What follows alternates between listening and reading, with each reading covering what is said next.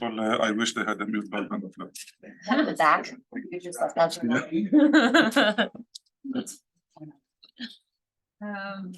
I saw that you applied in first. I think the deadline is.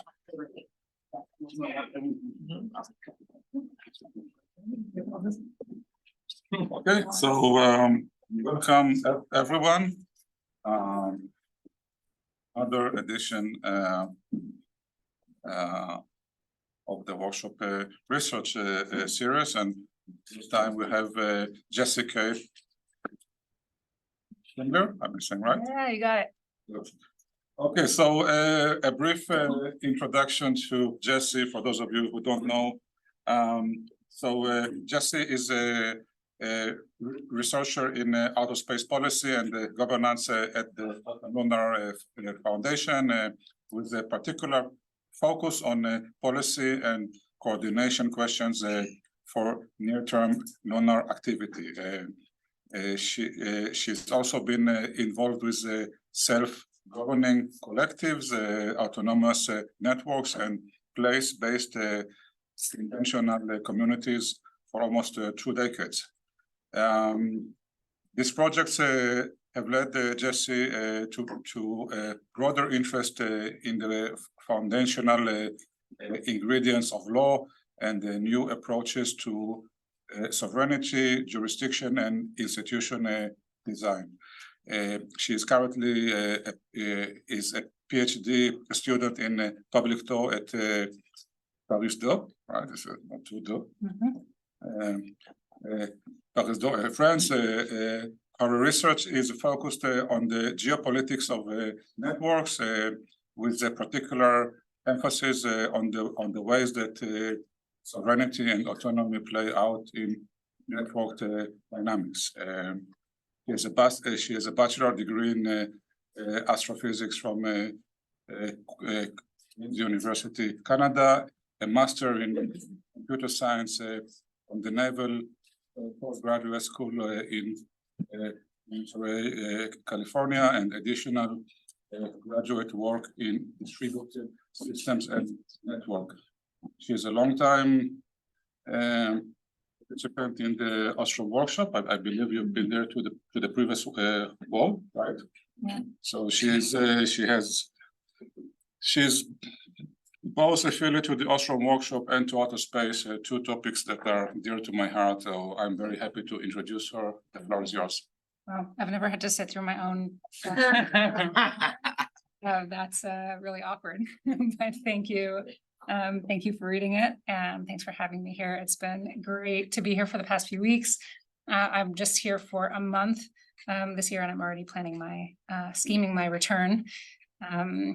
So thanks also to Scott and Diana and Hannah in particular for providing some really nice advice and input over the last few weeks.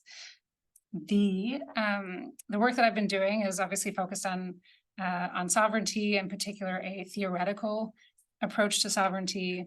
The paper that I shared leading up to the event today is a work in progress with several colleagues from Paris 2 and the European University Institute. But in the talk today, I'm going to focus in particular on the sovereignty defining aspects. I'm not going to talk about the network geopolitics stuff as much because I really want to look at the opportunities for new formalisms that we can apply to sovereignty in particular. And I think that's hopefully going to not beyond that I have allotted alone. I'm also copying Hannah what she did last week by these feedback sheets that are sort of strewn around. So if it comes into your mind, feel free to scribble on them now or later. So let's see. Okay, my task today is going to be to try and introduce some fairly abstract theoretical concepts from a couple of different disciplines. And my goal is to get feedback on the construction of the argument. So the question is not actually, do you agree? That would be a bonus. What I want to know is, does it make sense? And is it even clear enough for you to critique? The audience that I have in mind here is obviously it's theory. But eventually what I'd like to be able to do is use the theoretical ideas to develop legal constructs that could actually be used by people, institutions, and groups seeking to achieve autonomy. So it both has to be legally and philosophically robust and able to interface with the law and accessible to practitioners. So it's sort of like jurisprudence and activists, maybe, is the audiences for this work. The plan, oops, no, too many computers. Plan, Midjourney, by the way, you know, I blame Midjourney for all of these images, and sorry that this looks very ominous. I hope that the talk is not ominous, but the, sorry, hold on. My notes here. Yeah, the plan is just, I'm going to offer some comments to motivate the work. Then I'm going to go into key concepts in order to hopefully give us some shared language, and then offer a particular approach to defining sovereignty, and then have a discussion and hopefully get some feedback. Before I go into that, I just wanted to read this quote about Vincent Ostrom. And I like this because it shows some really analogous motivations that motivated Vincent's work on CPRs. The author describes how in the 1950s and 60s, public administration was preoccupied with the nation state as the organizing concept. Vincent introduced the common pool resource while looking for new analytical concepts that would allow him to break out of the classical tradition of equating public administration with government studies. So not to say that this validates all moves to nuance or to decouple, but certainly sovereignty and the state is another area where we tend to assume that the two things have to be coincident. And it, I think, prevents us from interrogating them on their own. It doesn't guarantee that it will be fruitful, but it's a nice link that I find in terms of the Ostrom's work. In particular, I always really appreciate the way that they focus on definitions and nuance. Not just them, but the whole kind of Bloomington school. So, okay, so motivations. As Etan alluded to, my background is in space governance and policy, as well as self-governing communities. So this gives me a particular set of lenses. Base level, commons governance is what's called. We have a, one predominant treaty that governs activities in space. The Outer Space Treaty says that there is no territorial sovereignty in space. So for me, this is always the question: what is sovereignty in the first place? And it allows, if not arguably forces, us to encounter the question of kind of the human political project beyond states. And to take that as a kind of legitimate question, because it already exists in that way, even if it is only transitory, even if that changes in the future. And then on the local level with community projects, many community projects orient or define themselves with respect to the pursuit of some kind of autonomy. So they might be like mini autonomies, but they're identity defining and producing aspects of those projects. So the pursuit is real for those who are in them, whether it's an ethnic minority group or whether it's a prefigurative attempt at some kind of different political system. At times, many of these projects encounter friction with the surrounding jurisdictions that they operate in. Because of course, generally speaking, they're not sovereign themselves. And none of this is anything new. The idea of global commons, of autonomous groups and political projects. But for me, I've always been interested in the question of how the pursuit of agency and autonomy relates to this broader construct of sovereignty. And in particular, are we just destined to keep repeating cycles of fighting for dominance in terms of who has the kind of supreme or overarching authority or power? Is the only solution to fight for dominance and to become the majority on some level, to use power over, which in many cases I think causes us to become the thing that we're trying to change? Or is there maybe some other approach that is more organic or harmonious, and perhaps even endogenous, as in one where we don't have to ask for or receive permission from some sort of surrounding construct. Again, what is sovereignty, or maybe more precisely, what conditions would need to exist for these groups, whether it's activists or space settlers, to achieve whatever level of autonomy they seek in a persistent and sustainable manner.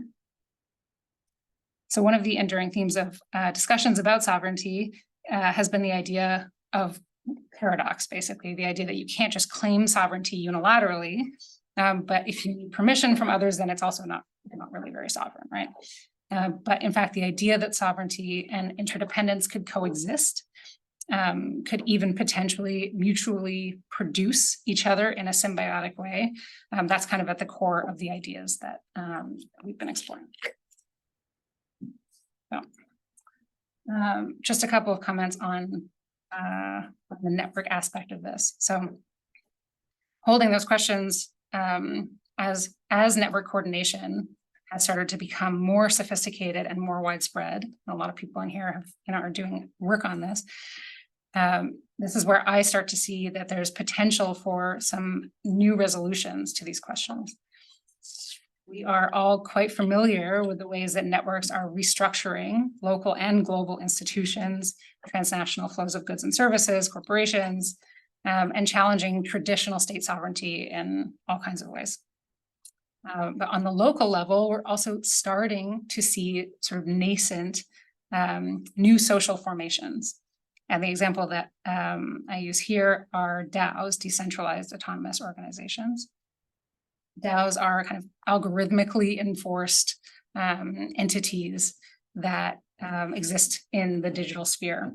And many of them have sovereign currencies, they have governance, they provide goods and services to their members or their participants, education services, research services, social security, but also care and identity. So this talk is not about claiming that DAOs are good per se, or even that they're sovereign. It's about observing that this construct is a new kind of organization that opens up an interesting approach to the problem of sovereignty. And in particular, it allows us to talk about not just resisting the state or becoming the state, but a third way of carving out a new space that's actually just sort of like unreachable by existing sovereignties. It doesn't touch many of the existing systems or processes or structures of the nation state. So this is kind of a hand wave, and we're seeing certainly regulations start to erode a lot of the observations that I just made. So it's not a static fact, but it provides this inkling of an idea about endogenous sovereignty. And in particular, I think there's something here that is going to be a theme throughout the rest of my comments about the notion of closure, of like self-contained kind of operational processes.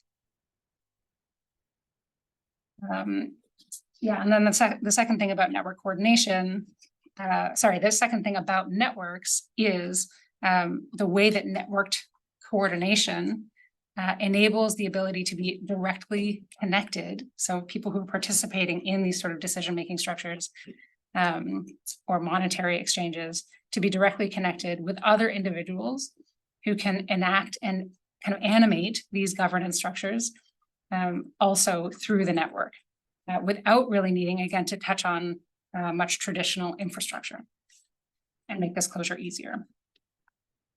So, of course, networks are built on like physical servers and territorial jurisdictions, but the coordination itself is sort of like stratified away from that physical infrastructure. And that's what I'm beginning to look into. So I'm going to talk about some key concepts and I've set some grounding. So, sovereignty. What do we mean by sovereignty here? The first thing that I think is maybe helpful to set the context is to say, what are we not what are we not talking about in this work when we talk about sovereignty? The first thing is that we're not trying to offer a comprehensive or a universal definition, or one that kind of accounts for all of the different descriptions of sovereignty or pursuits of sovereignty. And we're not trying to be backwards compatible with contemporary state sovereignty. We are also not trying to engage with, not at this point, important critiques of the history of sovereignty or the deployment of the concept of sovereignty. But rather, we're trying to offer a working definition or working notion of sovereignty oriented to the qualities that characterize its pursuit within these networked groups. In particular, we're talking about the ability to pursue and establish persistent, sustainable autonomy within particular domains. It's an important part of the definition is that not only is this not a universal definition, but it's also not a definition of a universal sovereignty. We're not talking about like supreme authority. We're not talking about overarching monolithic power. We're not talking about hegemonic power. It is a relative sovereignty and a scoped sovereignty. And some people might well argue that this isn't sovereignty. And this is a key part of the work, and a key part of the argument hinges on this. So I imagine, and I hope we will come back to it in the discussion. But within this construct of sovereignty, what it means is that it's kind of a plural sovereignty that will coexist with other sovereignty. Hence why the word sovereignty appears as sovereignties in the plural in this work, because we're really trying to kind of explore that aspect of it. So, for example, the ability to pursue religious customs, provision justice, pool resources to offer distinct options for education or healthcare, public goods or utilities. These operate according to different governance regimes and decision-making, the ability to operate according to different governance regimes and decision-making architectures. And importantly, it's not just about permission from existing jurisdictions, right? It's not about state recognition. It's about the ability to structure, and this is kind of the institutional piece, to structure capabilities such that permission is not needed. And at the same time, not be in an actively antagonistic relationship with the state. And this, again, this is, this is like a design spec, right? This is aspirational. And the question is, can we find kind of like hooks for this in the wild, in legal and political concepts? Okay, so I think that is sovereignty. Okay, the second big concept that I want to introduce is systems theory. Systems theory is a body of work that is specifically designed to center notions of process and structure. I really like how Ross Ashby talks about this, who was one of the early cybernetics. He talks about how systems theory is focused on ways of behaving rather than things. And that it asks, rather than asking, what is this thing? Systems theory says, what does it do? So it's essentially interested in process or communications between different components and organization. And systems theory is a theoretical lens that puts the organization of systems as the kind of like ontological primitive. It locates how it makes meaning about the world in how things are organized rather than their material substance. So if a biological process and an administrative process or a machinic process have the same structure, then a systems theorist would take this to be ontologically meaningful, not just an interesting analogy or metaphor, but a basis of truth and insight about how to reason about the behavior of the system. Personally, I find this a very Ostromian approach because of the emphasis on organization and model building. Although this particular kind of strand doesn't seem to have really entered into the work of the Bloomington School much, as far as I can tell. But systems theory has been applied to sociology, although it came from biology, kind of computational biology models. It's been applied to sociology, political theory, and even law through people like Stephen Buckley, Nicholas Luhmann, and a handful of esoteric German legal scholars, such as Gunther Tebner.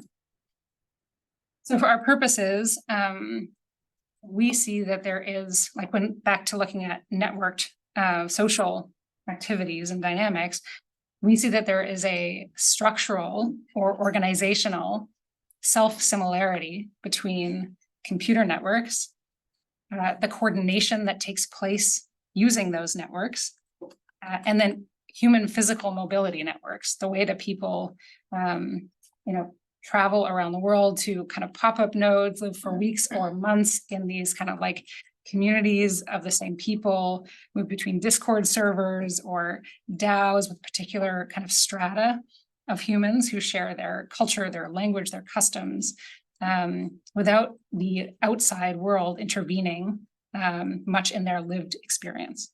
And now this, what I'm describing is a kind of somewhat esoteric phenomena, but it's more the existence proof that's interesting to scaffold the thinking about sovereignty. So because of this structural similarity, we are motivated to explore a structural approach to reasoning about sovereignty, and systems theory kind of offers this. Okay, so we have one more dense slide, and then we're gonna but specifically within systems theory, there is a concept that's been around since the 1970s that's called autopoiesis. And if it sounds a little bit brain bending, it's because it is very high level autopoiesis. I think of it as basically a pattern for a type of system. And the system maintains its wholeness or its integrity or its unity autonomously. But the wholeness is not a static object. The wholeness is a system. It's a system of different components that are interacting with each other. And each of those components are produced through processes. We think that the qualities of sovereignty, as I defined them earlier, track pretty closely with the definition of autopoietic systems. And so mapping sovereignty to autopoiesis is an example of using this sort of structural isomorphism that's at the core of systems theory in order to reason about sovereignty. So I'm just going to go through the features of autopoietic systems. So you can kind of have it in your head as I go through this. A classic, the kind of original example of an autopoietic system is a cell in biology. So you can think about that, but also in the institutional domain, we can think about law. So features. So first of all, autopoietic systems are composed of a network of processes that produce components. So in law, you can think of laws that, laws are produced by procedures, courts, and these procedures in courts produce more laws. Autopoietic systems have interactions between the network components that reproduce the network. So laws are conceptually combined and applied together to make decisions on new laws, right? They are producing the network of the legal system itself.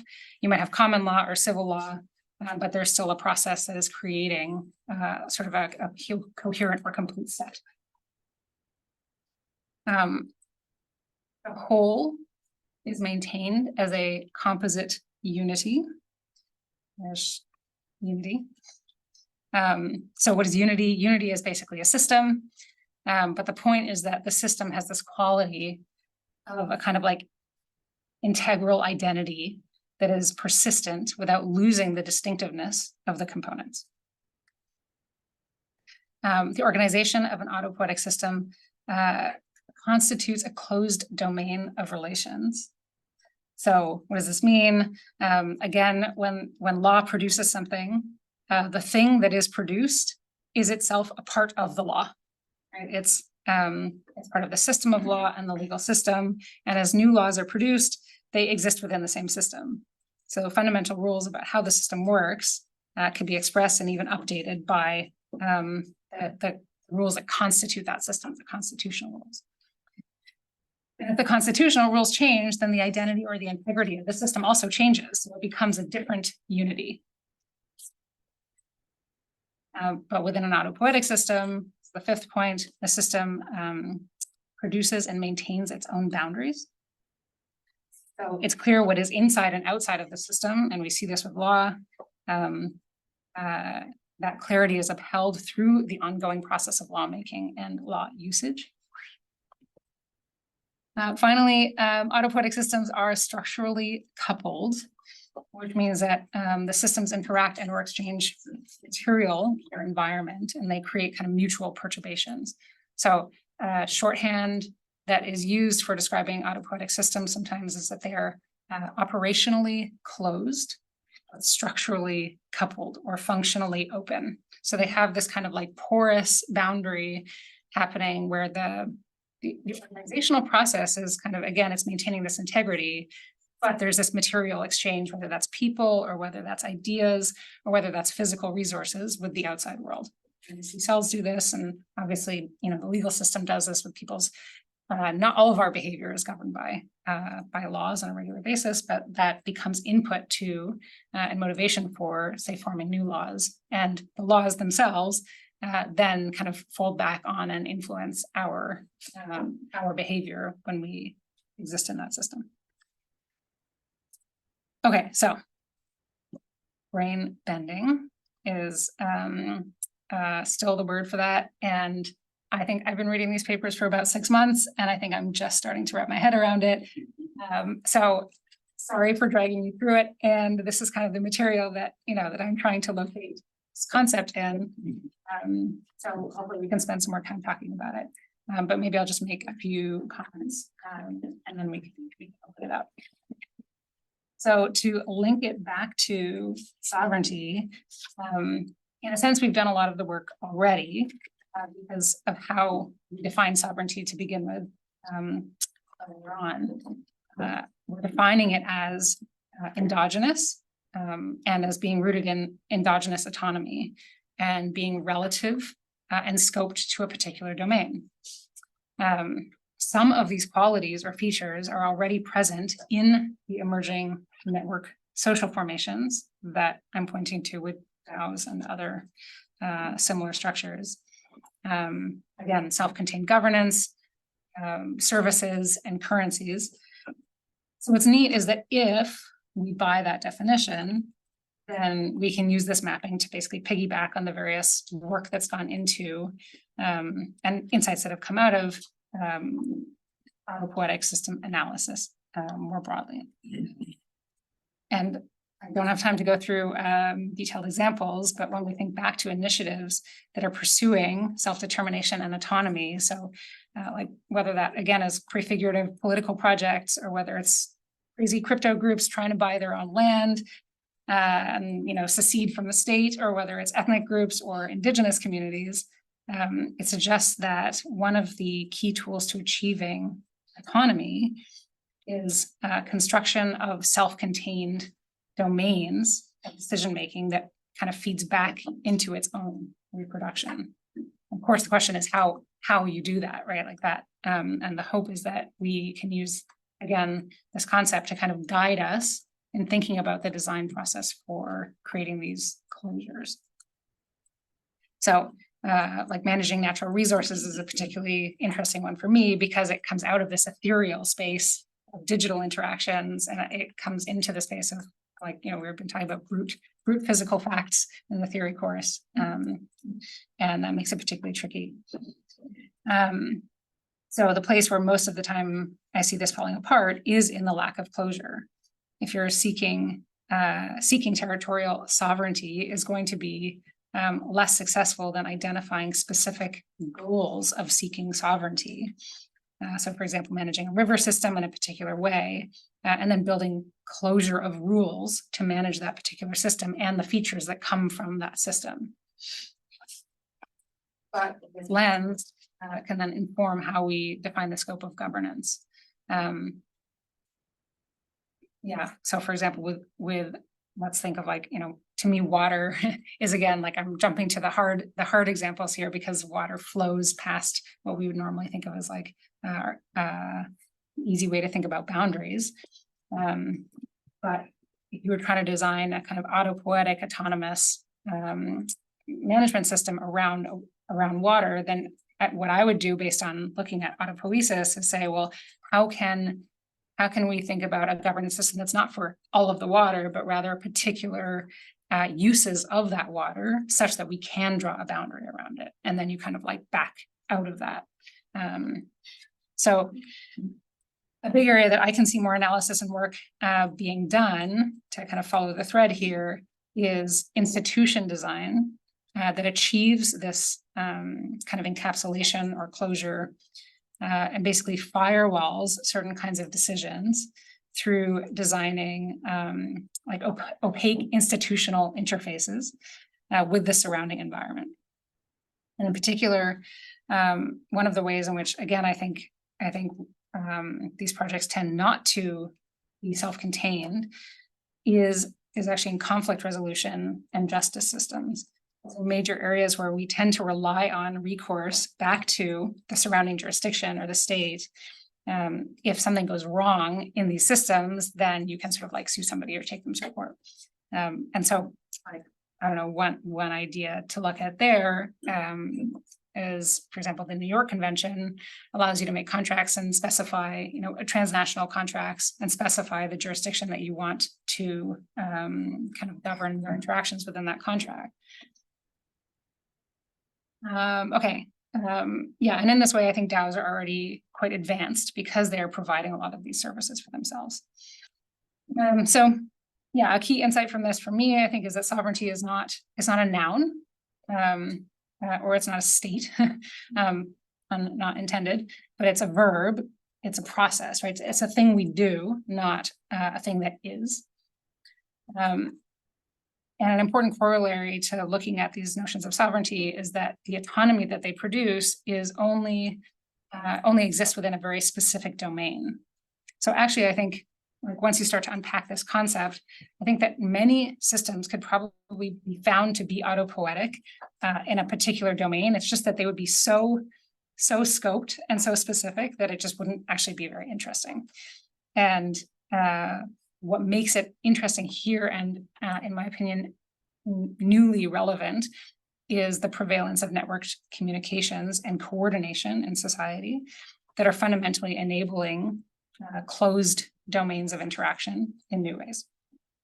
So that's a claim, but the goal is to then, use this kind of anecdotal evidence to build up a more systematic survey of networked organizations and systems, and use it to reason about how to affirmatively design sovereignty that is endogenous or not.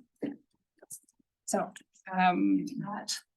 all of that is precursor to the discussion, which I have some specific questions here. I'm sure you have plenty of your own questions. And as I said, there's sheets on the table. So if any ideas come to mind, and there's some specific prompts on the sheets, but I'm kind of interested in what do people think about this definition of sovereignty? Do you buy the introduction of systems theory here? And is it clear and justifiable in its own way? What are examples of networked formations that you might have in your own work or in your own communities that you think could be objects or subjects of study here? And then, because this is sort of, for me, I don't come from a theory background, and so figuring out even how to do theory, but also how to do interdisciplinary work, like in a rigorous and good way, is itself a project. And so I'm really interested in people's thoughts on doing good interdisciplinary. Okay.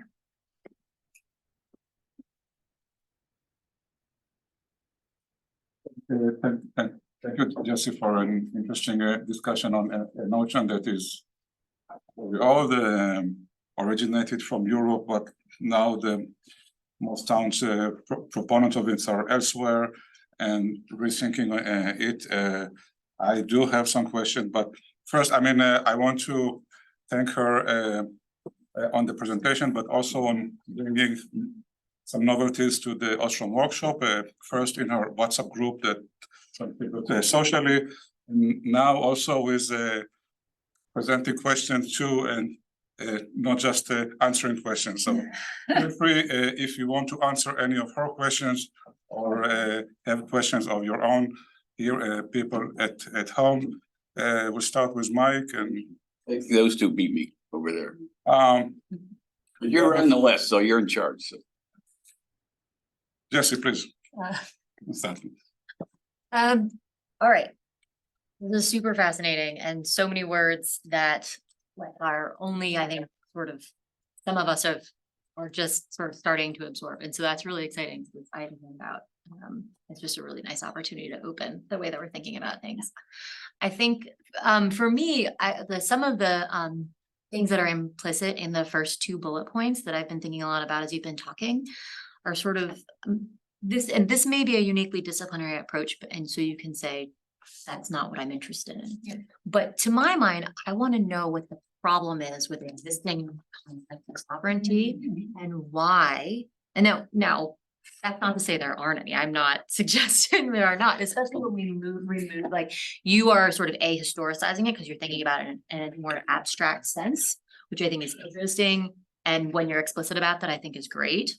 But I want to know, what kinds of things are we missing with our existing shared messy understanding of what sovereignty is and does? And why is systems theory the best thing to address that? And that's something that I think could just afford a little bit more clarity. And some of that could be just detailing a little bit more of these kinds of network formations that you are interested in understanding. You allude to them a bunch in the presentation and the paper, but sort of saying, okay, here is this network formation, and we don't have a good, like, our current understanding of sovereignty doesn't quite capture what is going on here, the processes that we're observing. Maybe that's one way to go at it, right? Because you then also nodded to a normative implication here of how do we create closure, right, in these systems. And that's a separate and very different question, right? Because it suggests the reason for doing this is that there is some aspirational society. Yeah, absolutely. Right? Yeah. And I guess, so then the question is, you know, you said earlier, your audience could be activists or jurisprudence. Concepts are very, very abstract. And so trying to link what is the real purchase and sort of trying to think about sovereignty in the way you're proposing, both from an academic perspective of why can't we use existing concepts? And that's, you know, you could say because they don't work, but here's why at least, right?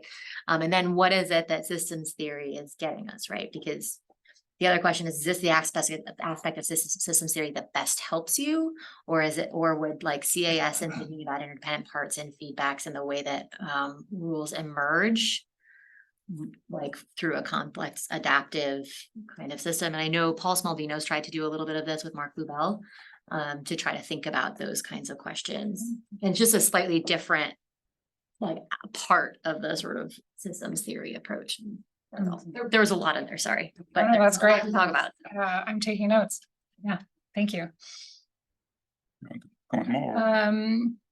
Maybe just high level, I would say that yeah, I think it is a kind of normative project.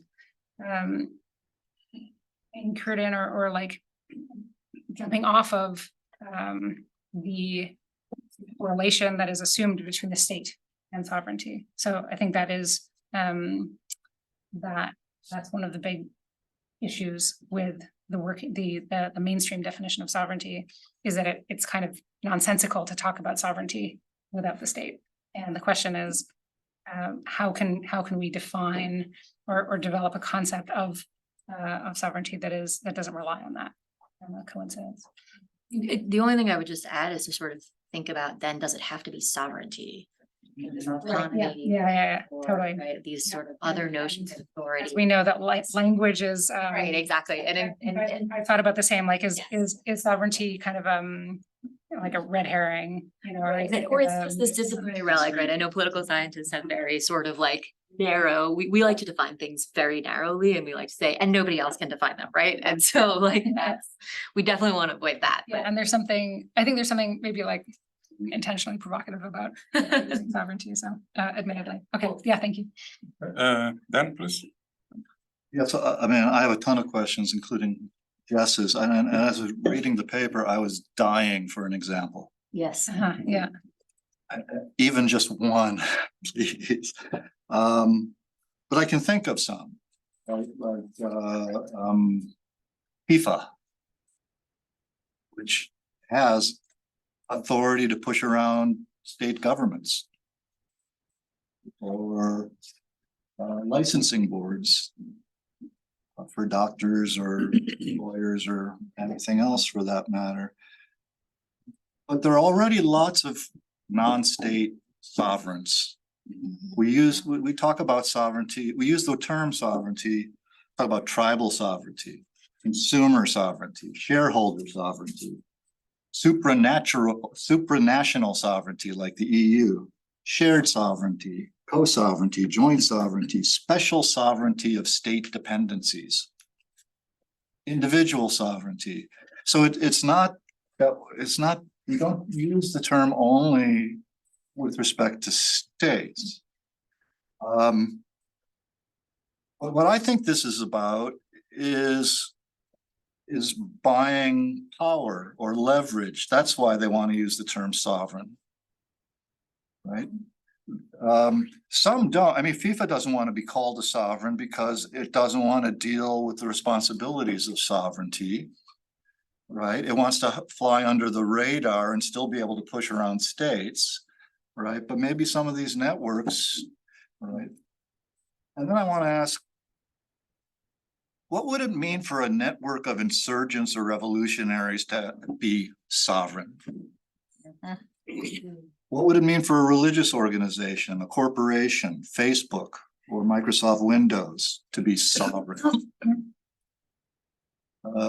Does sovereignty imply a monopoly or exclusivity within a certain domain? Right. And so I'm skeptical of the use of a term like that, because it's a term that relates very closely in law to jurisdiction and property.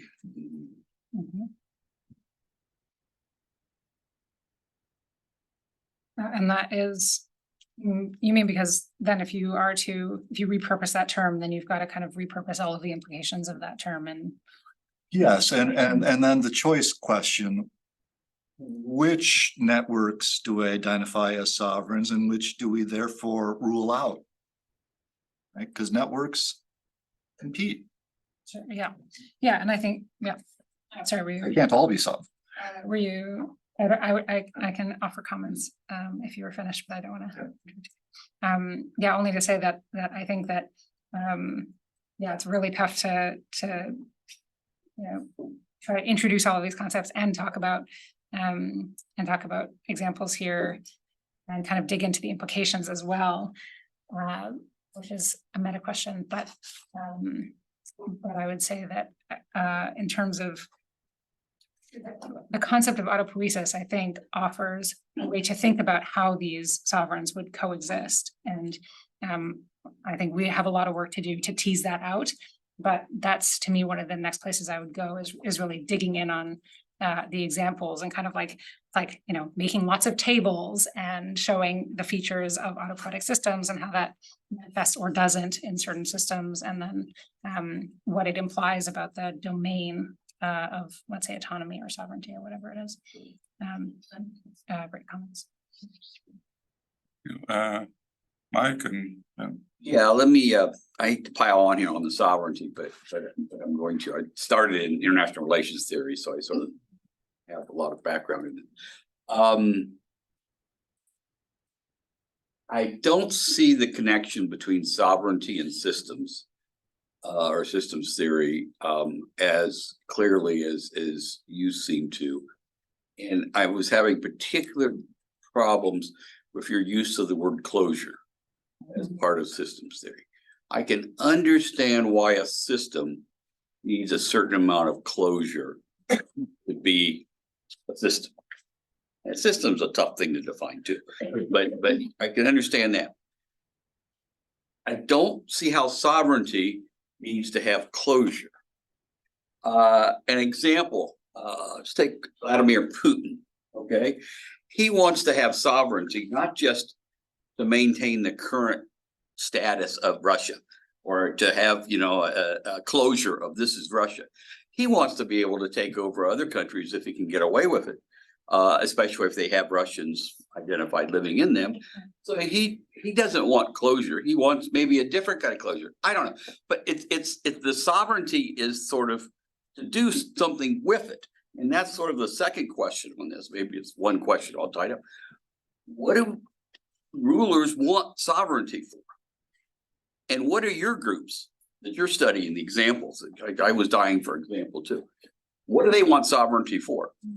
And it's not like sovereignty is the end of the story. There needs to be something that they're trying to get by getting sovereignty.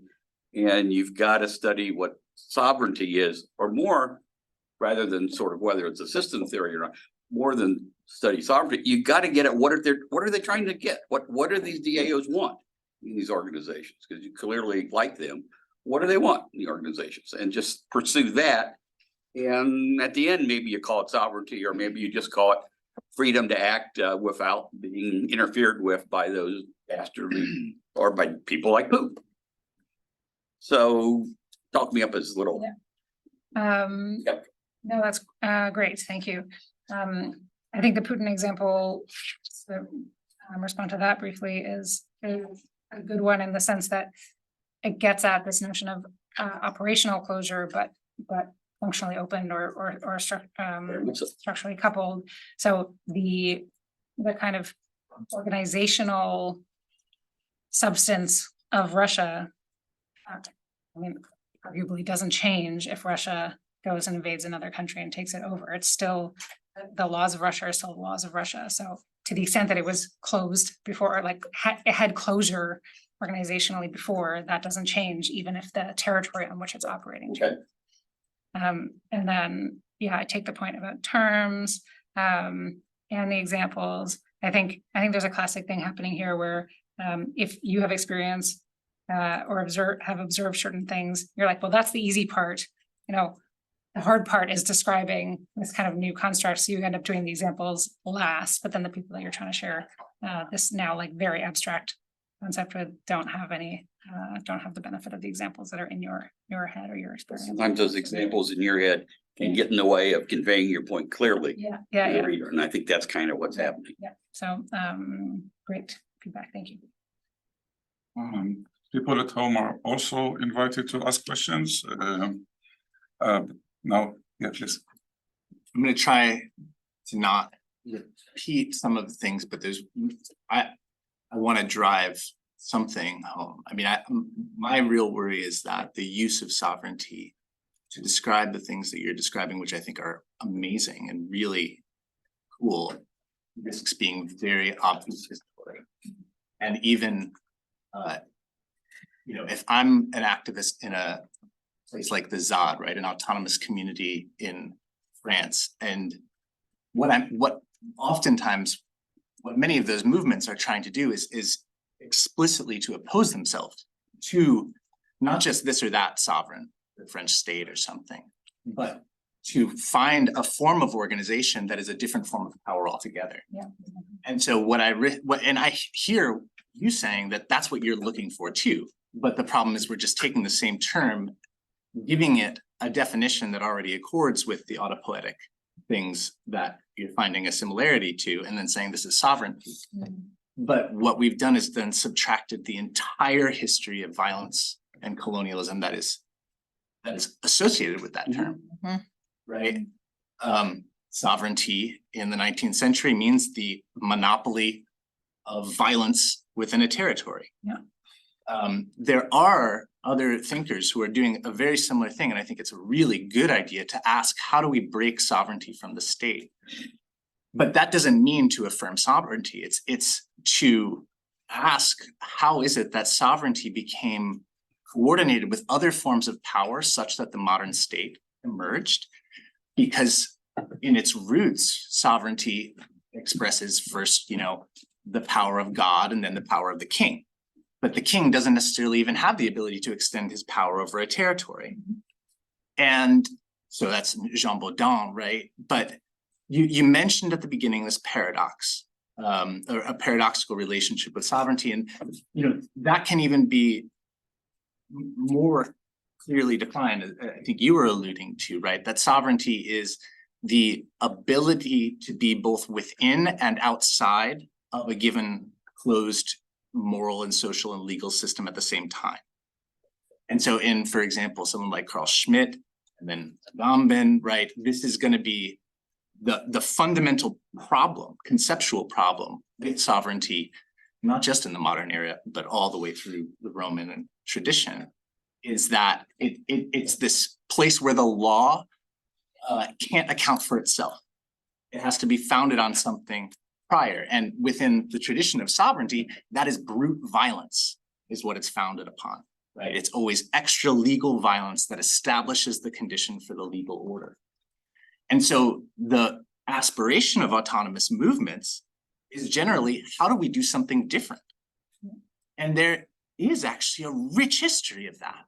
And I would point you to 2, 3 people who I think have really thought about that really well. There's Hayayake Alfred, who is Hayayake Alfred. I can send it to you, but he's an indigenous scholar that critiques the use of by indigenous people of the concept of sovereignty, right? He's saying we had different words for the kind of organization that we had.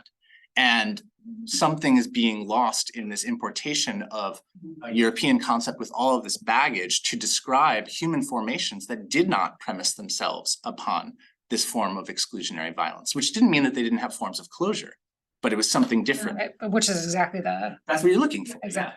Yeah. And then I also would, you're probably familiar with David Graeber's work. very familiar.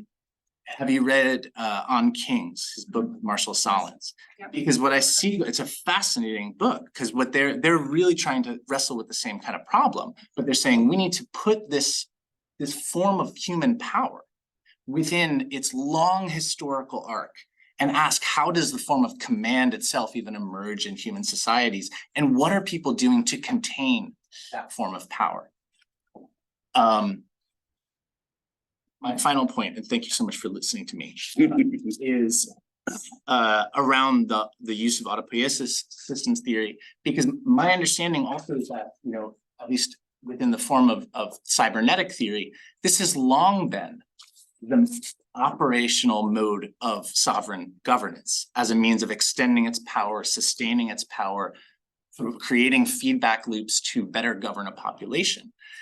And that doesn't mean that there isn't an important structural analogy. I mean, it works for a reason, but I think whenever you're dealing with that, you have to be asking, at what level are we talking about autonomy? Are we talking about autonomy at the level of, individuals, families, neighborhoods, collectives, or at these like higher order levels? Because basically, if autonomy is what you're looking for, then you're looking for that ability that had been arrogated to the sovereign to step outside of the existing structure, to be something that is actually freely available to all participants. And the more you kind of tighten your high level autopoietic scheme, the more you're constraining all of the levels that are kind of incorporated within it. Yes. In the interest of time, I think we can take a couple more questions and maybe then. Sorry. I mean, so you can later reply in person, but I want. And this doesn't require, this is, first of all, congratulations for, you're early in the PhD process, right? So like, this is incredibly brave because you're still figuring this out. I think I'll remember myself doing this. So, I was imagining if you're presenting this to, say, a participatory design conference paper, what the major comments, and you don't respond to them, and they kind of echo many things said, is you're choosing things and omitting others, and so you have to decide why you're choosing one path. So for example, sovereignty, you've heard that is one concept. So I'll go through 3 books that you probably read them, and it's just about they're not in the paper and they're not here, so I don't know. So one that's pretty well known at this point is Escobar's Design for the Pluriverse, right? Radical interdependence, autonomy, and making worlds. Like the idea of sovereignty is politicized and location and positional. So if you're choosing that word, that's okay, but why are you ignoring everything else? The second one, Why are you what? Everything else? Ignoring everything. yes, I speak slowly or clearly. The second book I would recommend reading is something by Chantal Mouffe or Ernesto Laclau, The Democratic Paradox.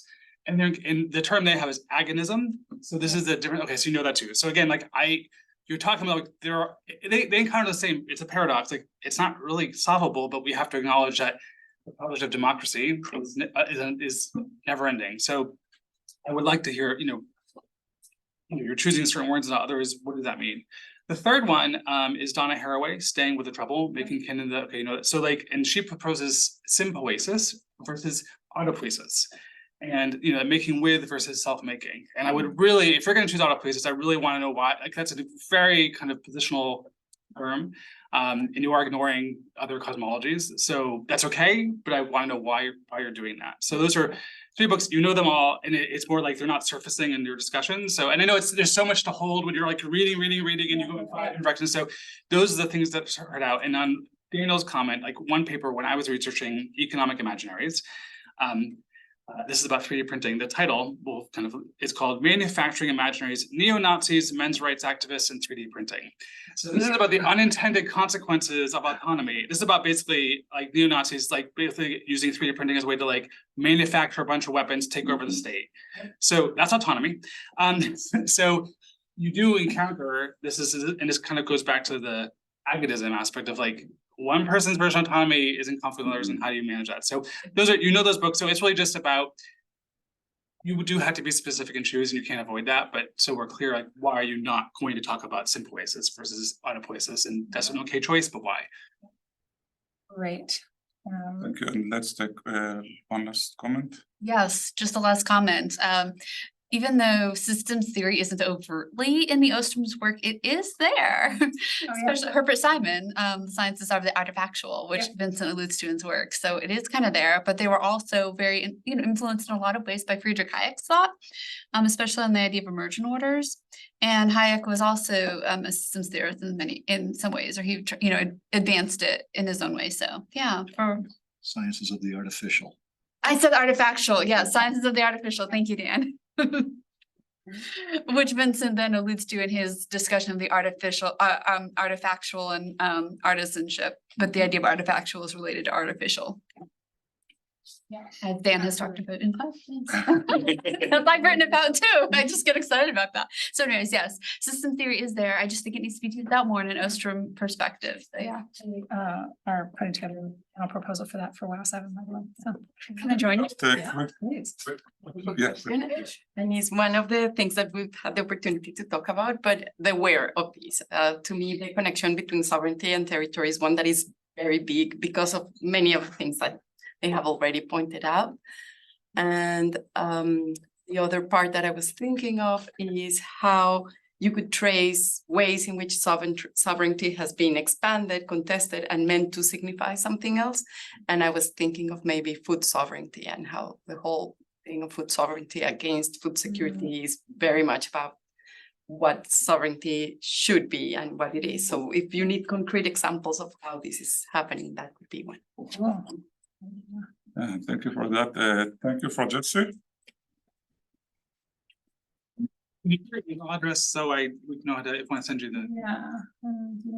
I also have some common question that I will after that. Feel free everyone to stay here and continue the talk with Jessy. There are cookies, there is coffee. Be on the announcement. Interesting topic. Thank you all for coming, for listening, for reading, for commenting. That was terrific, Jessy. Great job. Get a little bigger. Sorry. That was close. Make that a little bigger, yeah. I was like, it was very I haven't read that I'll much follow in up with you. systems theory. Later, it's not a system. I have some questions. I know where you live. You can probably hear that. For a few minutes. I think. Yeah, you're right. Or, is it really helpful? I have some questions. I mean, Provocative have to answer now. Because I'm interested in. I know as you opened, there is no sovereignty in outer space. And how is this project relevant to astronomy? It's not. The second one. I only care about space. Yeah. That's Like constructing commons makership? Also. Well, commons maker, actually. Is how it's. construction is a very active term, but commons maker was when I